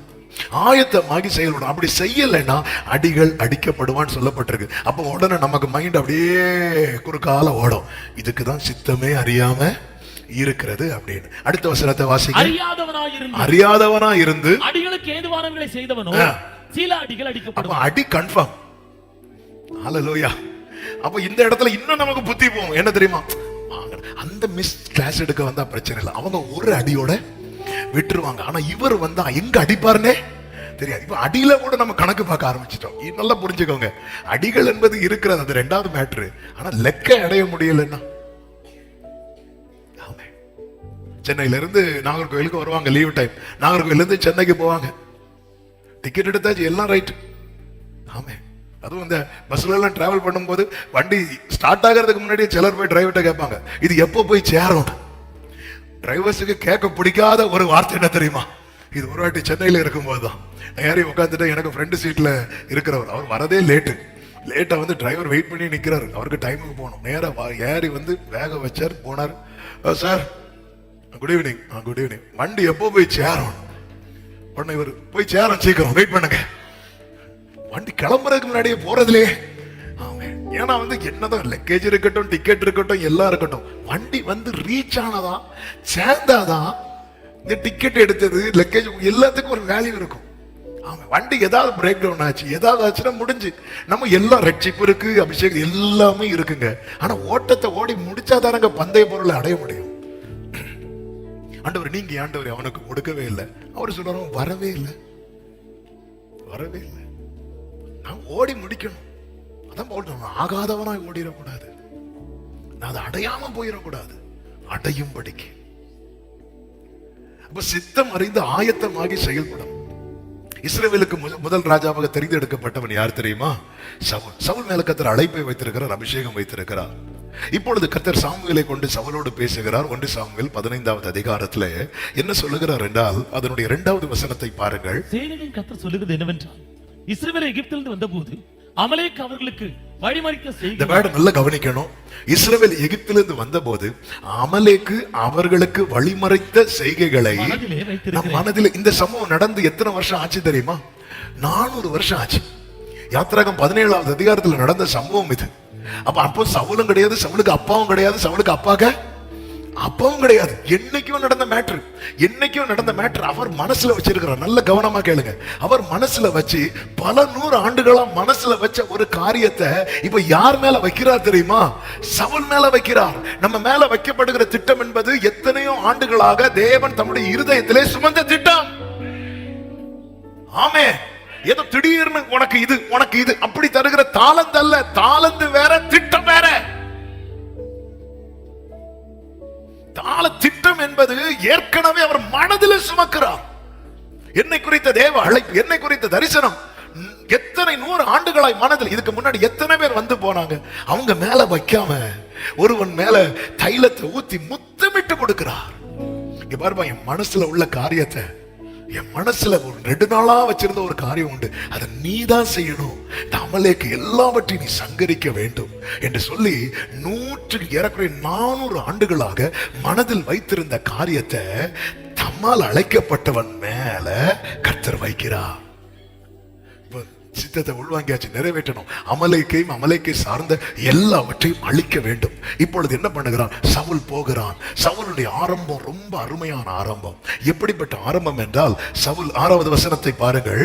சவுல் கேனியரை நோக்கி, நான் அமலேக்கியரோட கூட உங்களையும் வாரிக்கொள்ளாதபடிக்கு நீங்கள் அவர்கள் நடுவில் இருந்து புறப்பட்டு விலகி போங்கள். இஸ்ரவேல் எகிப்திலிருந்து வந்தபோது நீங்கள் அவர்கள் எல்லாருக்கும் தயவு செய்தீர்கள் என்றார். அமலேக்கை அடிக்க போகும்போது அவங்க யாரு கூட மிக்ஸ்டா இருக்கிறாங்க அப்படின்னா, கேனியர் என்கிற கூட்டத்தார். கேனியர் ரொம்ப நல்ல கூட்டம். நான் இதை ஆவிக்குரிய கண்ணோட்டத்தோடு சொல்றேன், நல்லா புரிஞ்சுக்கோங்க. ஆமென். கிரியைகளை தான் அழிக்கணுமே தவிர ஆளை அழிக்க கூடாது. ஒரு ஆமென் சொல்லுங்க பார்க்கலாம். ஒருத்தங்க செய்யறது நமக்கு பிடிக்காம வரும்போது அந்த செயலை தான் நம்ம இருக்கணுமே தவிர, அந்த செயல் மேலதான் நமக்கு வெறுப்பு வரணுமே தவிர அந்த ஆளு மேல வெறுப்பு வந்துடக்கூடாது. ஆளு மேல வெறுப்பு வந்தா நம்ம அமலேக்கையும் அடிப்போம், கேனியரையும் சேர்த்து அடிப்போம். இன்னைக்கு நிறைய பேருக்குள்ள பகை வருவதற்கு காரணம் இதுதான். அமலேக்கு என்பது ஒரு துர்க்கிரியை, கேனியர் என்பது ஆவிக்குரிய கண்ணோட்டத்தோட இன்னைக்கு நம்ம இன்னைக்கு பேசாம எடுக்காம பழகாம இருக்கிற சிலர் ஒரு காலத்துல நம்ம கிட்ட நல்லா பேசினவங்க தானே, பழகினவங்க தானே, நல்லா இருந்தவங்க தானே. ஒரு அபிஷேகம் பெற்றவனுடைய குவாலிட்டியை பாருங்க. அவன் அமலேக்கு அடிக்கணும்னு சொல்லிட்டாரு. அப்ப நான் அதுல யாரை அடிச்சிடக்கூடாதுன்னா அந்த கேனியரை தொட்டக்கூடாது. அமலேக்கு அடிக்கணும், அமலேக்கு தான் அடிக்கணும். இந்த சுபாவம் வேண்டாம், இதுதான் வேண்டாம். சகோதரன் கண்ணில் இருக்கிற துரும்ப எடுக்கணும்னா துரும்ப தான் எடுக்கணுமே தவிர எதையும் சேர்த்து எடுக்க கூடாது. சிலருக்கு துரும்ப எடுக்க போய் கண்ணையும் சேர்த்து எடுத்துட்டு இதுக்குள்ளதான் எங்கேயோ துரும்பு இருக்கும் பாருங்க. நம்ம எடுக்கிறது எப்படி அப்படித்தானே இருக்கும். கண்ணையும் எடுத்து எப்படிங்க இருக்கும்? பல்லு கடையில சாப்பிட்ட ஏதோ ஒண்ணு மாட்டிட்டு அதை எடுக்க நேர போய் நம்ம எடுத்தா எப்படி எடுப்போம் தெரியுமா? அது மட்டும் எடுப்போம். வேற யார்ட்ட எடுக்க சொன்னா 2 பல்லையும் சேர்த்து எடுப்பாங்க. இதுக்குள்ளதானே இருந்து இனி மாட்டுமா பாப்போம். இன்னைக்கு நம்ம அப்படித்தானே பண்ணிட்டு இருக்கிறோம். அது அது அது அது அது தேவனுக்கு பிரியமில்லாத காரியம். சரி, அதுக்கு ஏன் கேனியரையும் கொண்டு போட்டேன்? ஆண்டவர் ஊமையை சொல்லும் போது, நைட்டு நேரத்துல எல்லாரும் தூங்கும் போது சத்துரு என்ன விதைச்சிட்டான் தெரியுமா? களைய விதைச்சிட்டான். அடுத்த நாள் கதிர் முளைக்கும் போது களையும் சேர்ந்து முளைக்கும் போது எஜமான்ட்ட சொல்றாங்களாம், இவ்வளவு கதிரும் களையும் முளைக்குன்னு சொல்லும் போது நாங்க அதை பிடுங்கி போட்டோம். வேண்டாப்பா தொட்டுறாத, அது நீ பிடுங்குறது மேட்டர் இல்ல, அதை பிடுங்கும் போது கூட எதுவும் சேர்ந்து வந்துடும் தெரியுமா? கதிரும் வந்துடும். ஒருத்தங்க செய்த செயல் உங்களுக்கு பிடிக்கலையா? கண்டிப்பா பிடிக்காது.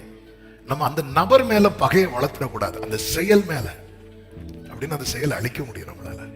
அந்த அபிஷேகம் வேலை செய்யும். பவுலும் சீலாவும் ஜெபிக்க போகும்போதெல்லாம் குறி சொல்லுகிற ஆவி உடையவள் நிப்பாளாம். நின்னு அவ சொல்லிட்டே இருப்பான். ஒரு நாள் பார்த்தார், 2 நாள் பார்த்தார். போக போக போக இது அவருக்கு டிஸ்டர்பன்ஸ் ஆக ஆரம்பிச்சது. அவருக்கு கோபம் வருது. அந்த வைராக்கியம் எதுவாய் மாறி அவர் என்ன பண்ணிருக்கணும் தெரியுமா? அவளை ஏதாவது பண்ணுவார் பார்த்தா அவளை ஒண்ணும் பண்ணாம அவளை பிடிச்சிருந்த ஆவியை கண்டம் பண்றார். குறி சொல்ற ஆவியை நீ இவ்வளவு விட்டு போயிடு அப்படின்னா, அதனால அந்த ஆத்தும ரட்சிக்கப்படுது. இன்னைக்கு நான் இப்படி ஒரு செயலை இவ பண்ணிட்டான், அதனால நான் பேச மாட்டேன். சரி பண்ணிட்டாங்க, எனக்கு எவ்வளவு நல்ல செயலை பண்ணியிருப்பாங்க. ஒரு காரியத்தை வச்சு நம்ம எத்தனை பேர் பகைக்கிறோம்? ஒரு வார்த்தையை வச்சு. பைபிள் ஒரு வசனம் இருக்கு பாருங்க, ஏசாயா 29வது அதிகாரம்.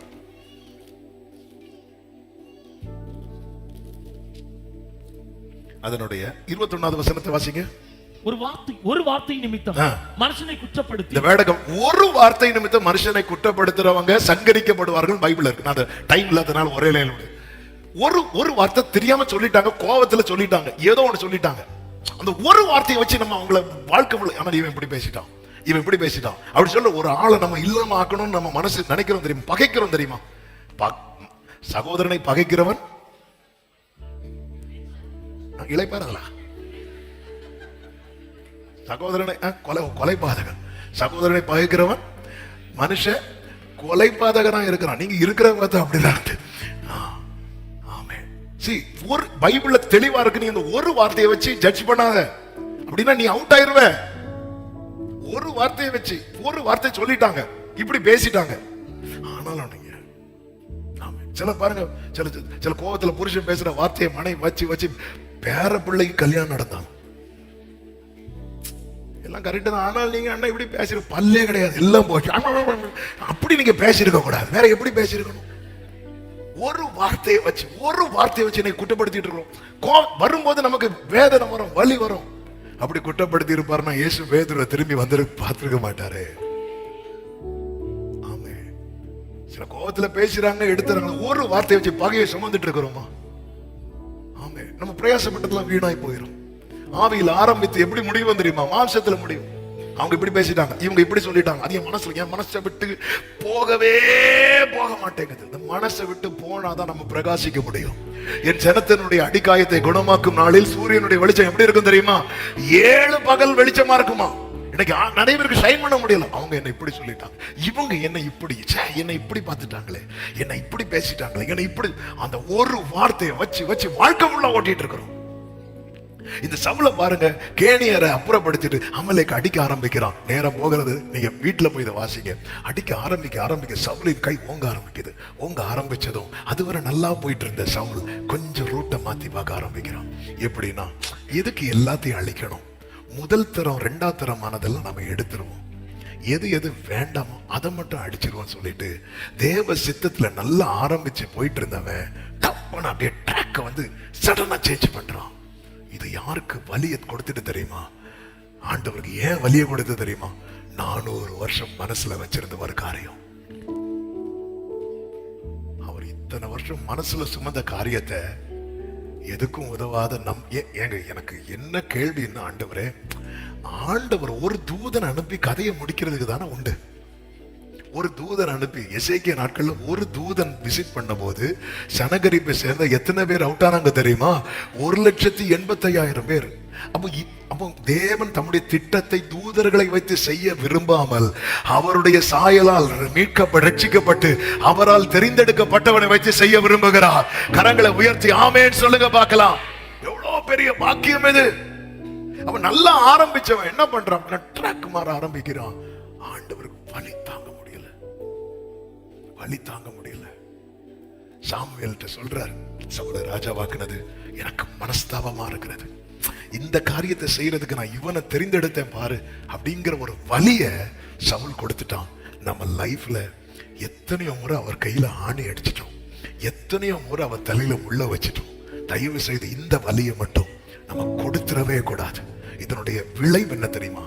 அதன் பிறகு சவுல் வாழ்க்கையில அவன் கடைசி வரைக்கும் என்ன வெளிப்படவே இல்லைன்னா வார்த்தை வெளிப்படவே இல்லை.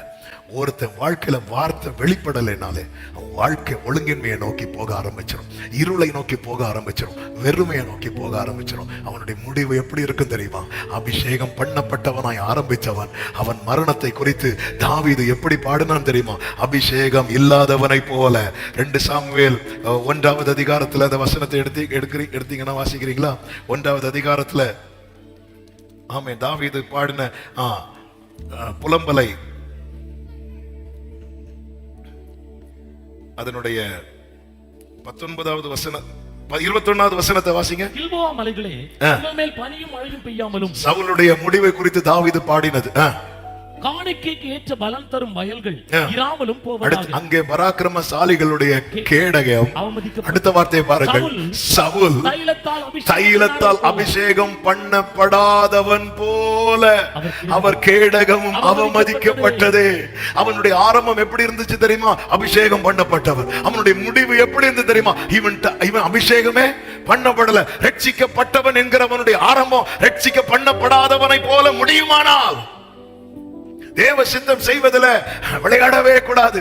ஆண்டவரே, உம்முடைய சித்தம் என்ன ஆண்டவரே? அதை சொல்லுங்க ஆண்டவரே, அதை செய்யணும் ஆண்டவரே. கலாத்திய சபைக்கு சொல்லும் போது கர்த்தருக்கு மகிமை உண்டாவதாக பவுலை கொண்டு ஆவியானவர் எழுதுகிற கலாத்தியர் 3வது அதிகாரம் 3-4 வசனங்களை வாசிக்கும் போது, ஆவியினாலே ஆரம்பம் பண்ணின நீங்கள் இப்பொழுது மாம்சத்தினாலே முடிவு பெற போகிறீர்களோ? நீங்கள் இத்தனை புத்தியினரா? அடுத்த வார்த்தை பாருங்கள். பாடலாம் வீணா போச்சே. என்ன ஒரு வலி, என்ன ஒரு வேதனை. அப்ப நான் இத்தனை காலம் ஆலயத்துக்கு வந்து வீணா போச்சே, இவ்வளவு காலம் போயிட்டு போட்டு வீணா போச்சே, இவ்வளவு காலம் காணிக்கை கொடுத்து வீணா போச்சே. இப்படி ஒரு ரிசல்ட் இருந்தா எப்படிங்க இருக்கும்? எப்படிங்க இருக்கும்? நம்ம கொஞ்சம் நிமிரும் போது, கொஞ்சம் வளரும் போது உடனே நம்ம பிளானை மாத்துறோம்னா இல்ல.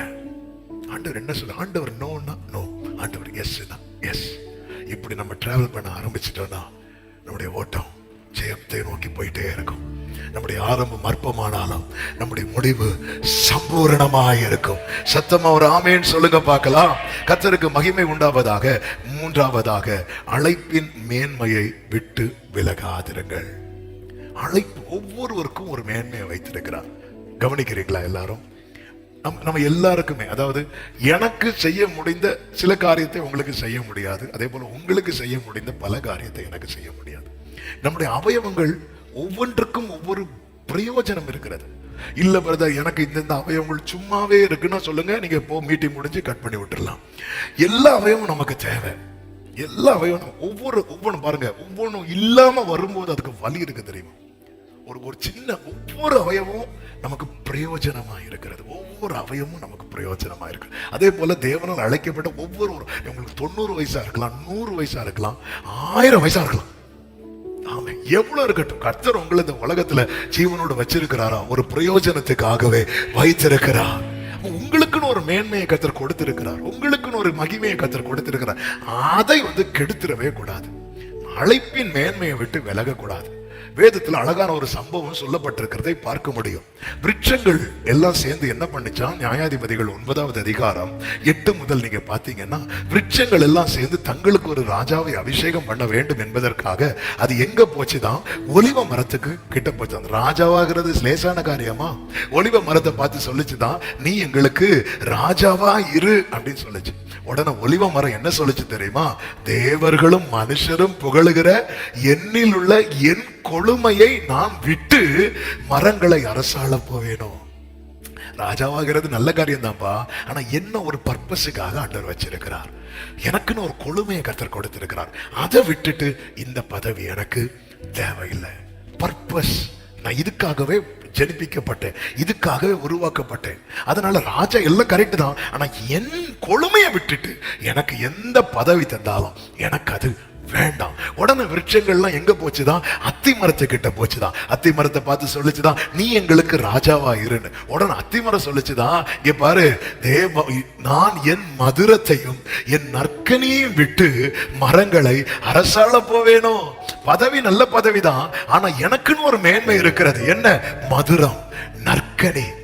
என் பழத்தை நான் கொடுக்கிற அந்த கனி நிமித்தம் எத்தனை பேர் ஆரோக்கியம் அடைகிறாங்க தெரியுமா? எத்தனை பேரை பிழைப்பூட்டுறேன் தெரியுமா? இந்த மேன்மையை விட்டுட்டு, பிரயோஜனமா இருக்கிறத விட்டுட்டு ஒரு பதவியை நோக்கி நான் போவேனோ, எனக்கு அந்த பதவி தேவையில்லை என்று சொல்லி தன் மேன்மையை இழக்கல. உடனே விருட்சங்கள்லாம் எங்க போச்சுதான்? திராட்சை செடி கிட்ட போச்சுதான். திராட்சை செடியே நீ ராஜாவாயிரு அப்படி சொல்லும்போது திராட்சை செடி சொல்லிச்சுதான், தேவர்களையும் மனுஷரையும் மகிழ பண்ணும் என் ரசத்தை நான் விட்டு மரங்களை அரசாள போவேணும்.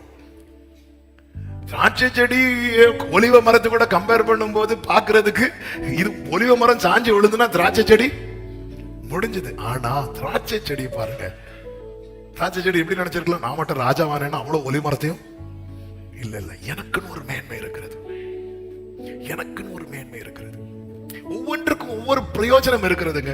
நான் குடிக்கிற இந்த கப்புல தண்ணி இருக்குல்ல, இந்த தண்ணி ஒரு பிளாஸ்க்ல இருக்கு. அந்த பிளாஸ்க்ல தண்ணி எங்க இருந்து ஊத்துனாங்க தெரியுமா? ஒரு பானையில இருந்து ஊத்துனாங்க. அந்த பானையில தண்ணி எப்படி வந்துச்சு தெரியுமா? மேல டேங்க்ல இருந்து டேப் மூலமா வந்துச்சு. இப்ப எனக்கு தண்ணி தாக எடுக்குன்னு சொல்லிட்டு அந்த சிண்டெக்ஸ் டேங்க் தூக்கிட்டு வந்து நான் ஊத்துறேன், எப்படி இருக்கும்? அது தேவை. 1000 லிட்டர் 2000 லிட்டர் தண்ணி பிடிக்கிறதுக்கு அது தேவை. இது எனக்கு ஒவ்வொன்றுக்கும் ஒரு பிரயோஜனம் இருக்கிறது. எனக்கு வேண்டிய எல்லா தண்ணியும் இதுக்குள்ள வைக்க முடியாது. எனக்கு இப்ப குடிப்பதற்கான தண்ணி இருக்கிறது, இன்னும் தேவைப்படும் போது அதுக்குன்னு ஒரு பிளாஸ்க் இருக்கிறது. அதுலயும் தீர்ந்துட்டுனா ஃபில் பண்றதுக்கு இன்னொரு பாத்திரம் இருக்கு. எல்லாத்துக்கும் பிரயோஜனம் இருக்கிறது. ஒவ்வொருக்கும் ஒரு மேன்மை இருக்கிறது. இந்த மேன்மையை மறந்து போகிற நிலைமை தான் அடுத்த வார்த்தையில சொல்லப்பட்டிருக்கிறது. ஒரு முட்செடிக்கு கிட்ட போச்சுதான், முட்செடி ரெடி ஆயிட்டு. முட்செடி ரெடி ஆயிட்டு. நல்லா புரிஞ்சுக்கோங்க. ஆமா, நமக்குரியது அல்லாதத நம்முடைய மேன்மையை விட்டுட்டு நம்ம எங்க போய் காலை வச்சாலும் நம்மளால சுத்தி இருக்கிறவங்களுக்கு என்னதான் உண்டாகும் தெரியுமா? வலியும் வேதனை தான் உண்டாகும். ஒவ்வொருத்தருக்கும் ஒரு மேன்மையை வச்சிருக்கிறார். ஒரு வசனத்தை வாசிக்கலாம். ஏசாயா 65:8. ஏசாயா 65:8 கர்த்தர் சொல்லுகிறது என்னவென்றால், ஒரு திராட்சை கொலையில் காணப்படும். ரசம் காணப்படும் போது அதை அழிக்காதே. அதுல என்ன உண்டு? ஆசீர்வாதம் உண்டு. எத்தனை மரண கண்ணிகள் வந்து கர்த்தர் இன்னும் என்ன அழிக்காம காக்கிறாரு சொல்றவங்க கைகளை உயர்த்தி ஒரு ஆமென் சொல்லுங்க பார்க்கலாம். அதன் அர்த்தம் என்ன? உனக்குள்ள இன்னும் ரசம் இருக்கு. நீ இன்னும் ஆசீர்வாதமா இருக்க முடியும், இன்னும் பிரயோஜனப்பட முடியும், இன்னும் பயன்பட முடியும். எத்தனை மரண கண்கள், வியாதிகள் வந்துச்சு, பலவீனம் வந்துச்சு, நெருக்கங்கள் வந்துச்சு, விபத்துகள் வந்துச்சு, மரணத்துக்கும் எனக்கு ஒரு அடி தூரம் என்கிற நிலைமை வந்து கர்த்தர் அழிக்க சங்கார தூதனுக்கு இடம் கொடாததுக்கு காரணம் உனக்குள்ள இன்னும் ஆசீர்வாதம் இருக்கிறது. நம்புறவங்க மட்டும் கைகளை தட்டி ஆமென். என் ரசத்தை, என் கொழுமையை, என் மதுரத்தை நான் விட்டு அரசாள வேணும். ராஜ பதவிங்க. பில்லி கிரகாம் என்கிற ஆமே உலகம் பார்த்ததுல ஒரு பெரிய இவாஞ்சலிஸ்ட். அவர் மூலமா ஆண்டவருக்குள்ளே நடத்தப்பட்டவர்கள் லட்சக்கணக்கானோர், கோடிக்கணக்கானோர் என்று சொல்லலாம். ஒரு விஷயம், அமெரிக்கா தேசத்துல ஒரு பெரிய ஒரு போராட்டமான சூழ்நிலையில இவர் பேசி சால்வ் ஆகுது. இவர் பேசி சால்வ் ஆனதும் அடுத்த அமெரிக்கன் பிரசிடென்ட் கேண்டிடேட்டா இவரை நிறுத்தும்படி 2 கட்சிகளும் அவரை அணுகுறாங்க. 2 பேரும் எங்க நீங்க நின்னீங்கன்னா மக்களுக்கும் நல்லா இருக்கும், எல்லாருக்கும் நல்லா இருக்கும்னு சொல்லும்போது அவர் சொன்னார், என்ன தெரியுமா, நான் அதை விட உன்னதமான ஒரு பதவியில இருக்கிறேன், அதை விட மேன்மையான ஒரு வேலையை நான் செஞ்சிட்டு இருக்கிறேன். அவருக்கு தெரியுது நமக்குன்னு ஒரு மேன்மை இருக்குங்க, நமக்குன்னு ஒரு மேன்மை இருக்கு. அதை விட்டுட்டு அதை தாண்டிட்டு நம்ம போயிடக்கூடாது. நமக்குன்னு ஒரு இன்னைக்கு சத்துரு நிறைய ஆஃபர் பண்றோம். இயேசு கிட்ட கொண்டு அந்த ஆஃபர் தான் வச்சா, நீ மட்டும் வந்து வணங்கி பாரு, அது நடக்கும், இது நடக்கும். இயேசு அப்பாலே போ சாதாரண உங்களுக்குன்னு தேவன், அது உங்களுக்கு தான். ஆமென். திராட்சை செடி கிட்ட கொழுமை கிடையாது, ஒலிவ மரத்துக்கிட்ட மதுரம் கிடையாது, அத்தி மரத்துக்கிட்ட ரசம் கிடையாது. ஆனா அதுக்குன்னு ஒவ்வொன்னு வச்சிருக்கிறார். திராட்சை செடி கிட்ட கொழுமை இல்ல, ஆனா மகிழ்விக்கிற ரசம் இருக்கிறது. அத்தி மரத்துக்கிட்ட கொழுமை இல்ல, ஆனா மதுரமாக்குகிற நற்கனிகள் இருக்கிறது. ஒலிவ மரத்துக்கிட்ட ரசம் இல்ல, ஆனா கொழுமை இருக்கிறது. நம்ம கிட்ட இல்லாததை சத்துரு காண்பித்து இழுக்க பார்க்கிறான். நம்ம கிட்ட இருக்கிறத இன்னைக்கு ஆவியானவர் சொல்லுகிறார், இன்னைக்கு நீ நிர்மலமாகாமல் இருக்க காரணம் என்ன தெரியுமா? உனக்குள்ள ரசத்தை கர்த்தர் வைத்திருக்கிறார். நல்ல கரங்களை தட்டி ஆமென் சொல்லுங்க பார்க்கலாம். 4வதாக, வேண்டியதை கேட்டு பெற்றுக் கொள்ளுங்கள். உங்களுக்கு ஒரு அழைப்பு இருக்கிறது, உங்களுக்கு ஒரு கிருபை இருக்காது. அதுக்கு வேண்டிய பலன், அதுக்கு வேண்டிய தைரியம், அதற்கு வேண்டிய ஞானம், அதற்கு வேண்டிய அனுகூலம், அதற்கு வேண்டிய பிரகாசம் உள்ள மனக்கண்கள், இதை கேட்டு பெற்றுக்கொள்ளணும். பெந்தெகோஸ்தே நாளிலே சீஷர்கள் பலனை பெற்றுக்கொண்டுதான் சித்தம் செய்ய புறப்படுகிறார்கள். ஏனென்றால் இயேசு சொன்னார், பரிசுத்த ஆவி உங்களிடத்தில் வரும்போது நீங்கள் பலன் அடைந்து அதுக்கப்புறம் தான் நீங்க போய் சாட்சியா நிற்க முடியும். அப்ப அவங்களுக்கு என்ன தேவை? பலன் தேவை. ஆண்டவர் சமூகத்திலிருந்து பெற்றுக்கொண்டார்கள். அப்போஸ்தலர் 4வது அதிகாரத்துல சீஷர்களை பயமுறுத்துறாங்க. அப்ப அவங்களுக்கு என்ன தேவை? தைரியம் தேவை. 29, 30, 31 வசனங்களை நீங்க பார்க்கும்போது அவங்க தேவ சமூகத்துல போய் அமர்ந்து தைரியத்தை கேட்கிறாங்க. பயத்தை நீக்கி தைரியத்தை தாங்க என்று சொல்லி தைரியத்துக்காய் ஜெபிக்கிறாங்க. சாலமோனுக்கு ராஜாவாக ஒரு ஸ்தானத்துல கொண்டு உட்கார வச்சுட்டார். சாலமோனுக்கு இப்ப என்ன தேவை? ஞானம் தேவை. அவன் கேட்டு பெற்றுக் கொள்ளுகிறான். சித்தம் பெருசு, அதை நடப்பிப்பதற்கு என்ன இல்லையோ அதை கேட்டு பெற்றுக் கொள்ளணும். பவுல் சொல்றாரு, கொலோசியர் 4:4 திருவசனம் செல்லும்படியான வாசலை தேவன் திறந்தருளும்படி எங்களுக்காக வேண்டிக் கொள்ளுங்கள் அப்படின்னு. அப்ப அனுகூலம், ஃபேவர் தேவை. இப்ப பாருங்க, ஒரு இன்டர்வியூ அட்டன் பண்ண போறீங்கன்னு வைங்களேன். இன்டர்வியூ அட்டன் பண்ண போது, ஆண்டவர் இது ஒருவேளை உங்க சித்தமானால், எப்பவுமே அப்படிதான் ஜெபிக்கணும், எப்படியாவது இந்த வேலை அப்படி இல்லை, உங்களுடைய சித்தமானால் அப்படி, இது உங்க சித்தமானா ஆண்டவரே, அங்க அதிகாரிங்க யார் இருந்தாலும் அவங்க கண்ணில் எனக்கு தயை கிடைக்க பண்ணுங்கப்பா. பைபிள்ல இருக்குல்ல, சிறைச்சாலை தலைவனுடைய கண்களில் கர்த்தர். இந்த பிரேயர் ரொம்ப முக்கியமான பிரேயர். அந்த ஃபேவர் எனக்கு வேணும் ஆண்டவர், இந்த வேலைக்காக இந்த அதிகாரியை நான் பார்க்க போறேன், போகும்போது இது நமக்கு சித்தமானால் அவங்க கண்ணில் எனக்கு தயை கிடைக்க பண்ணுங்க. இதெல்லாம் பரிசுத்தவான்கள் ஜெபிக்கிறாங்க. என்ன தேவையோ அதை கேட்டு பெற்றுக்கொள்ளுங்கள், கேட்டு பெற்றுக்கொள்ளுங்கள். 5வதாக, பிலிப்பியர் 3:12 ஒரு விஷயம் கூட வாசிக்கலாம். நான் அடைந்தாயிற்று அல்லது முற்றும் தேறினவன் ஆனேன் என்று எண்ணாமல், கிறிஸ்து இயேசுவினால் நான் எதற்காக பிடிக்கப்பட்டேன் அதை நான் பிடித்துக் கொள்ளும்படி ஆசையாய் தொடர்கிறேன். 5வதாக, நீங்க தேவ சித்தத்தை எப்படிதான் செய்யணும் தெரியுமா? சத்தமா சொல்லுங்க, ஆசையாய். ஐயோ வந்துட்டேன், செய்யவே கூடாது, செய்ய முடியாது. ஆசை இல்லாத, அன்பு இல்லாதவனுக்கு ஆசை கிடையாது, ஆசை இல்லாதவனுக்கு செய்ய முடியாது. ஆசையாய் தொடர்கிறேன். இதை நான் எப்படி செய்யறேன் தெரியுமா? ஆசையா பண்றேன். இந்த மினிஸ்ட்ரி நான் எப்படி பண்றேன் தெரியுமா? ஆசையா பண்றேன். இந்த வேலையை நான் எப்படி பண்றேன் தெரியுமா? ஆசையாய் தொடர்கிறேன். பவுல் ஓட்டத்தை ஓடி முடிக்கும் போது தீமோத்தேயுக்கு எப்படி எழுதுகிறார் தெரியுமா? 2 தீமோத்தேயு 4வது அதிகாரம் 7-8 வசனங்களிலே நான் வாசிக்கிறேன். நல்ல போராட்டத்தை போராடினேன், ஓட்டத்தை முடித்தேன், விசுவாசத்தை காத்துக்கொண்டேன். இது முதல் நீதியின் கிரீடம் எனக்காக வைக்கப்பட்டிருக்கிறது. நீதியுள்ள நியாயாதிபதியாகிய கர்த்தர் அந்நாளிலே அதை எனக்கு தந்தருளுவார். அப்படி சொல்லி ஃபுல் ஸ்டாப் வைக்காம அடுத்த ஒரு வார்த்தையை சேர்க்கிறார் பாருங்க. எனக்கு மாத்திரம் அல்ல, என்னை போல கஷ்டப்படுகிற அப்படி சொன்னாரா? என்னை போல சாட்டையடி வாங்கின அப்படி சொன்னாரா? இல்ல என்னை போல வெயிலிலும் குளிரிலும் கடந்து அப்படி சொன்னாரா? இல்ல, நான் எப்படி கஷ்டப்பட்டேன் பாடுபட்டேன் எனக்கு தாராரு. எனக்கு என்ன தாராரோ அது எனக்கு மட்டும் இல்ல, அவருடைய பிரசன்னமாகுதலை இந்த பூமியில அவருக்காக ஒருத்தன் ஆசையா இருக்கிறான் பாருங்க, அவனுக்கும் அதை கொடுக்கிறான். ஹalleluya. நீங்க அந்த இதை அடையணும்னா நீங்க இதே மாதிரி 4 முறை சாட்டை வாங்கணும் அப்படிலாம் இல்ல. பவுல் எழுதுறாரு பாருங்க, என்ன ஒரு கிங்டம் மைண்ட் செட் பாருங்க, என்ன ஒரு கிங்டம் பார்வை பாருங்க. எனக்கு மட்டுமல்ல, என்னை போல கஷ்டப்படுகிற பாடுபடுகிற அப்படி எழுதி வச்சிருந்தா கொஞ்சம் ஓகேயா இருந்திருக்கும். பரிசேனை விட்டுருந்தா அப்படிதான் எழுதி வச்சிருப்பான். ஆமே, என்னை எனக்கு மட்டும் இல்ல, அவருடைய பிரசன்னமாகுதலை விரும்புகிற ஆசையா ஒருத்தர் இருக்கிறான் பாரு, அவனுக்கும் விரும்புகிற யாவருக்கும் எனக்கு கேட்கிறா ஒவ்வொருவருக்கும் சொல்றேன், இயேசு அப்படின்னாலே அது நம்முடைய ஆசையா இருக்கணும். சத்தமா ஆமென் சொல்லுங்க பார்க்கலாம். இயேசு அப்படின்னாலே ஆசையெல்லாம் தேவையெல்லாம் இப்படி வந்துடணுங்க. இப்படி வந்துட்டீங்கன்னா நீங்க உங்க லைஃப் வந்து கட்டப்பட ஆரம்பிச்சுன்னு அர்த்தம். இயேசுதான் எனக்கு ஆசை. அவருடைய பிரசன்னமாகுதலை விரும்புகிற யாவருக்கும் பரம அழைப்பு, பரம தரிசனம் இருக்கிறது.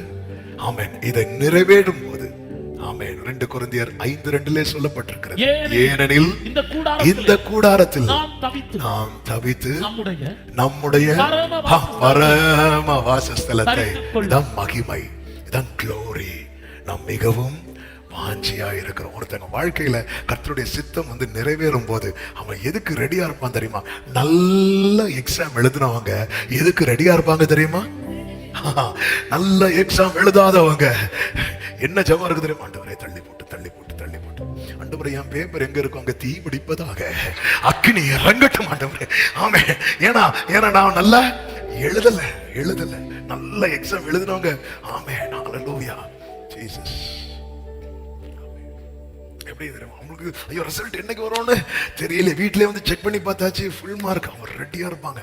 ஏன்னா என் லைஃப்ல அந்த என்னை குறித்து தேவ சித்தம் பூரணமாகுது. அதனால பரம வாசஸ்தலம், பரம அழைப்பு, பரம தரிசனம், பரம வாசஸ்தலம்.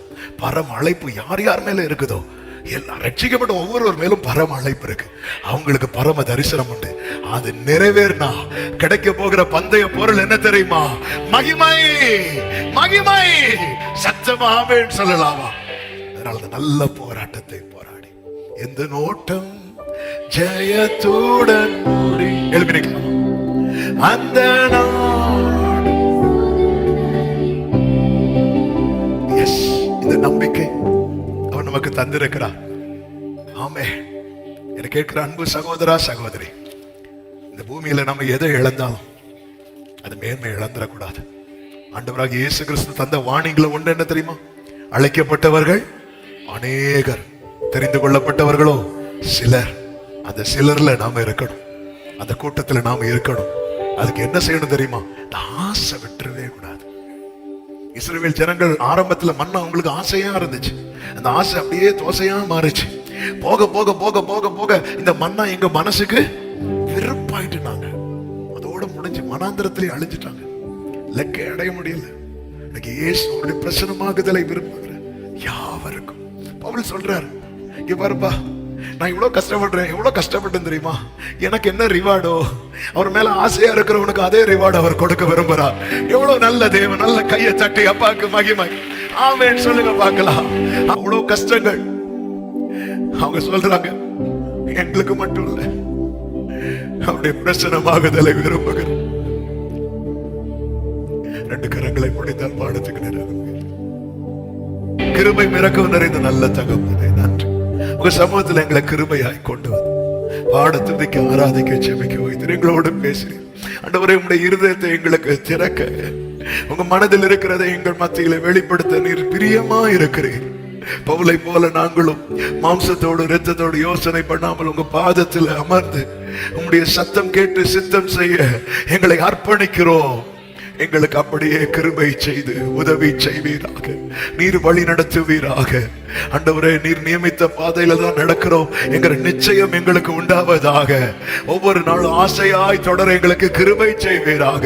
எங்கள் ஆசை உம்மை பற்றி இருக்கும்படிக்கு கர்த்தர் அனுகிரகம் செய்வீராக என்று ஜெபிக்கிறோம்ப்பா.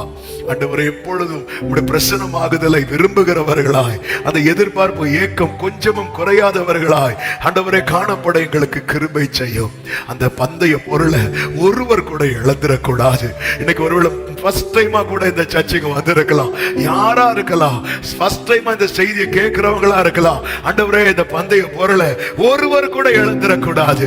கர்த்தர் கிருபை செய்வீராக, அனுக்கிரகம் செய்வீராக. ஆண்டவரே, நீங்க எங்களுக்கு பாராட்டின கிருபைகளை எண்ணி பார்க்கிறோம், நன்றி செலுத்துகிறோம். ஒவ்வொருவரை ஆட்கொள்ளும், ஆசீர்வதி. இந்த புதிய வாரம் நன்மையாய் ஆசீர்வாதமா இருக்க கிருபை செய்யும். எக்ஸாம் எழுதுகிற பிள்ளைகளுக்காய் ஸ்தோத்திரம். நல்ல ஞானம் கிருபைகளை கொடுத்து நல்ல ரிசல்ட்டை காணப்படுவீராக. யுத்தங்கள் நிறுத்தப்படட்டும். கர்த்தர் ஆளுகை செய்து நாமத்தை மகிமைப்படுத்தும். ஆண்டவரே, எல்லா மகிமை கணம் ஒருவருக்கே செலுத்துகிறோம். இரட்சகர் இயேசுவின் நாமத்தில் பிதாவே, ஆமென். சேர்ந்து சத்தமாய் சொல்லுவோமா? என் ஆத்துமாவே கர்த்தரை ஸ்தோத்திரி, முழு உள்ளமே அவருடைய பரிசுத்த நாமத்தை ஸ்தோத்திரி. என் ஆத்துமாவே கர்த்தரை ஸ்தோத்திரி, கர்த்தர் செய்த சகல உபகாரங்களை மறவாதே. ஆமென். நம்முடைய கர்த்தராகிய இயேசு கிறிஸ்துவின் கிருபையும் பிதாவாகிய தேவனுடைய அன்பும் பரிசுத்த ஆவியானவருடைய ஐக்கியமும் சிநேகமும் பாதுகாவலும் நம் அனைவரோடும் எல்லா பரிசுத்தவான்களோடு கூட கர்த்தருடைய வருகை மட்டும் தங்கியிருப்பதாக. ஆமென். ஹல்லேலூயா. God bless you. கர்த்தர் உங்களை ஆசீர்வதிப்பாராக. ஆமென். இயேசுவே என்னில் வாழ்கின்றார். நான் அல்ல, இயேசுவே என்னில் வாழ்கின்றார். இனி நான் அல்ல, இயேசுவே என்னில் வாழ்கின்றார்.